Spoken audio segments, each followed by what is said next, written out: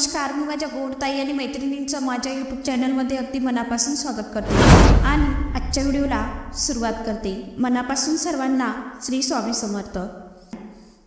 2024 साल सर्वांसाठी चांगलं जावो। सर्वांच्या माझ्या ताई दादांच्या इच्छा, ज्या काही इच्छा आकांक्षा आहे त्या सर्व स्वप्न पूर्ण हो हीच स्वामींचरणी आणि भोलेबाबांचरणी प्रार्थना करते आणि व्हिडिओला सुरुवात करते।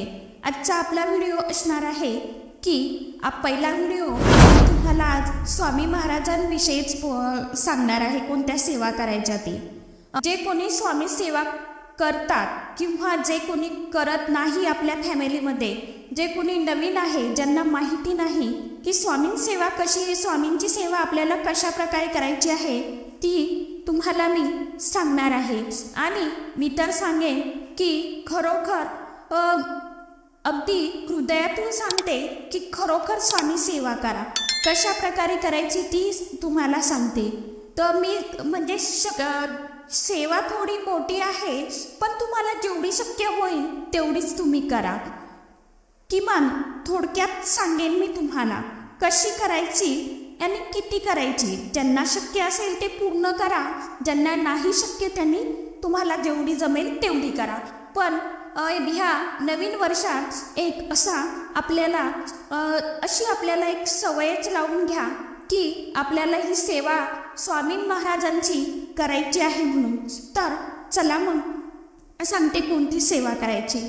आता तुम्ही जर अगदी नवीन सेवेकरी असाल आणि तुम्हाला महाराजांची सेवा करायची आहे, स्वामी महाराजांची सेवा करायची आहे, तर काय करायचं।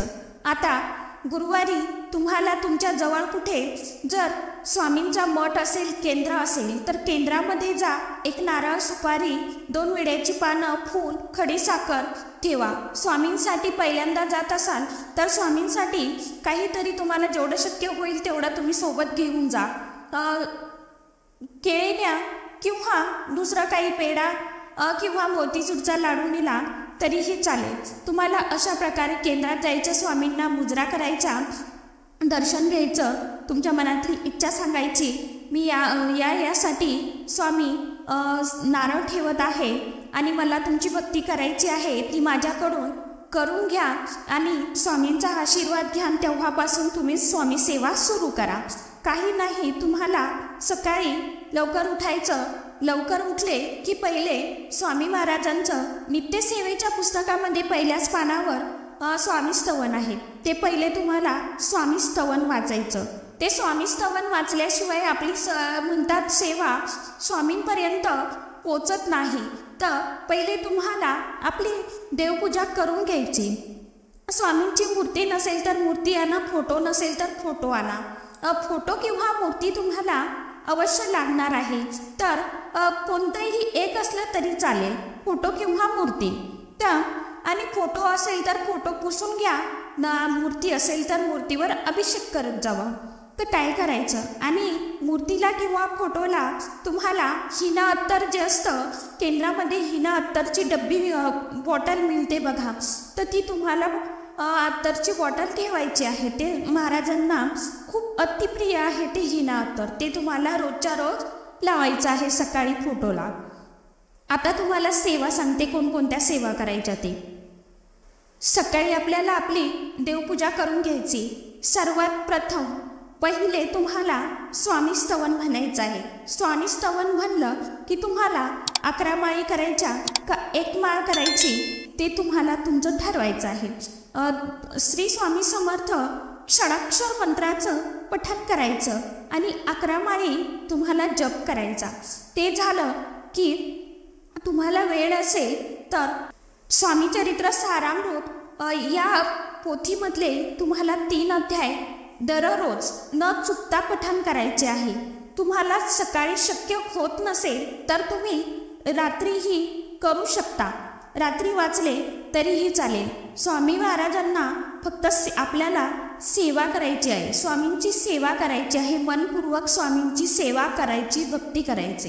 तर तुम्हाला माळीही जमत नसेल तर फक्त सकाळी 1 माळ घ्या आणि राहिलेल्या माळी तुम्ही संध्याकाळी जेवण करूनही केल्या तरीही चालतं, असं काही नाही।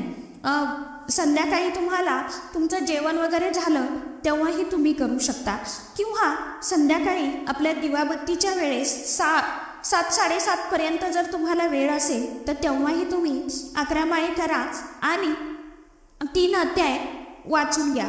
तुम्हाला पूर्ण पारायण शक्य नसेल तर, आणि सांगेन किमान गुरुवारी तरी एक पारायण स्वामी चरित्राचं तुम्ही पठण करा, अवश्य करा। तुमची कोणतीही कठीणातली कठीण इच्छा पूर्ण होत नसेल तर, आणि सकाळी हे तुम्हाला करायचं आहे। नंतर आपल्याला आता आपण वडिलांची सेवा केली आणि आईंची सेवा केली नाही तर जमणार आहे का? तर तुम्हाला सकाळी एकदा पुरुष सुक्त म्हणायचं आणि एकदा स्त्री सुक्त म्हणायचं। हे दररोज म्हणायचं आहे आपल्याला।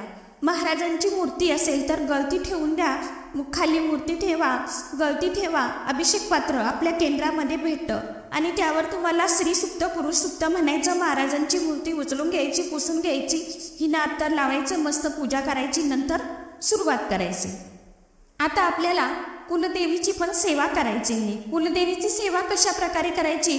ज्यांच्याकडे तुळजाभवानीचा फोटो आहे किंवा मूर्ती आहे तेही आपल्याला ते जे पहिलं महाराजांचं पाणी आहे ते वेगळ्या तांब्यामध्ये किंवा भांड्यामध्ये तुम्हाला काढून घ्यायचं आणि ते पाणी एखाद्या झाडाला टाकायचं, तुळशीला घालायचं नाही देवांचं पाणी। तर तुम्हाला त्या तांब्यामध्येच तुम्हाला तुळजाभवानीचा टाक ठेवायचा। टाक जो आहे तुळजाभवानीचा, तुमच्या कुलदेवीचा, जी माझी कुलदेवी तुळजाभवानी आहे म्हणून सांगत आहे, तुमची जी कुलदेवी आहे ती देवी तुम्हाला तांब्यामध्ये त्या अभिषेक पात्राच्या खाली ठेवायची आणि वरून गळती ठेवायची आणि तुम्हाला फक्त श्री सुक्त म्हणायचं, श्री सुक्त म्हणायचं आणि नंतर शेवट आपल्याला फलश्रुती म्हणायची। आणि आपल्याला मूर्ती किंवा टाक पुसून घ्यायचा, देवघरामध्ये ठेवायचा आणि हिना अत्तर लावून आपल्याला नंतरच्या देवांची पूजा करायची। गणपती बाप्पाचाही अभिषेक तसाच आहे, तसाच करायचं, गळती लावूनच करायचा। आपण आता किती वेळ घेऊन बसणार आहोत तर गळतीवर ठेवून चालतं। नंतरच्या सेवा काय करायच्या? तुम्हाला शक्य होत असेल तर एक वेळा गणपती अथर्वशीर्ष म्हणायचं, नंतर स्त्री सुक्त पुरुष सुक्त म्हणायचं, नंतर नुसतं स्त्री सुक्त म्हणायचं। महाराजांच्या मूर्तीवर स्त्री सुक्त पुरुष सुक्त दोन्हीही म्हणायचं आणि तुळजाभवानींचा आपण जेव्हा अभिषेक करणार आहोत तेव्हा तुम्हाला काय करायचं? नुसतं फक्त स्त्री सुक्त म्हणायचं आहे। अशा प्रकारे तुम्हाला सकाळी सेवा करायची। संध्याकाळी आपल्याला काय करायचं असायचं आणि दिवा अगरबत्ती लावायची, तूप लावायचा, तुपाचा दिवा लावायचा आणि संध्याकाळीही ज्यांना आता लक्ष्मी प्राप्ती ज्यांना होत नाही, ज्यांच्या पैशाविषयी अडचणी आहेत, त्यांनी काय करायचं? तर संध्याकाळी आपल्याला तोंड हातपाय स्वच्छ धुवायचे, दिवाबत्ती करायची, एक दरवाजा आपल्याला दिवा लावायचा, तेलाचा लावला तरीही चालेल आणि आपल्याला 2 वातीचा दिवा तुपाचा लक्ष्मी मातेसमोर आपल्या देवांसमोर लावायचा। त्यामध्ये 2 फुलं असलेल्या 2 लवंगा टाकायच्या आणि फक्त काहीच नाही, श्रीसुक्त म्हणायचं नुसतं। श्रीसुक्त सकाळ संध्याकाळ म्हटलं तरीही चालेल। याचे खूप छान रिझल्ट आहे, तुम्ही फक्त बोलून बघा आणि हा नवीन वर्षामध्ये एक स्वतःला एक सवय लावून घ्या। ही सवय तुम्ही लावून घ्या। जर तुम्हाला 1 महिना किमान मी सांगते त्या पद्धतीने तुम्ही सेवा करा, तुम्हाला काय त्याचा फरक पडतो, अनुभव येतो की नाही तो तुम्ही एकदा घेऊन तर बघा। लय नाही, थोडा तर येणारच ना। आपण जी भक्ती करतो त्यामधून आपल्याला थोडा तरी अनुभव मिळतोच, थोडं तरी यश भेटतं। काहींना फक्त मात्र उशिरानं भेटतं, काहींना लवकर भेटतं। आता माझ्या बाबतीतही असंच झालेलं आहे। तर तुम्हाला अशा प्रकारे पठण करायचं आहे आणि जे कोणी माझे ताई दादा जे नवीन आहेत, ज्यांना स्वामी चरित्राची पोथी नाही, ज्यांच्या म्हणजे घराजवळ किंवा गावामध्ये मठ नाही, केंद्र नाही, ज्यांना मिळत नसेल, त्यांनी मी तुम्हाला सांगितलं आहे मी ती पोथी तुम्हाला एकदम फ्रीमध्ये देणार आहे। मी तुम्हाला माझा इन्स्टाचा ID देते आणि मला फक्त तुम्हाला कमेंट करायची आहे आणि कमेंट करून सांगायचं आहे की ताई मला पोथी हवी आहे आणि तुम्हाला मी तुमचा पत्ता घेतल्यावर तुम्हाला ती पोथी अवश्य पाठवणार आहे।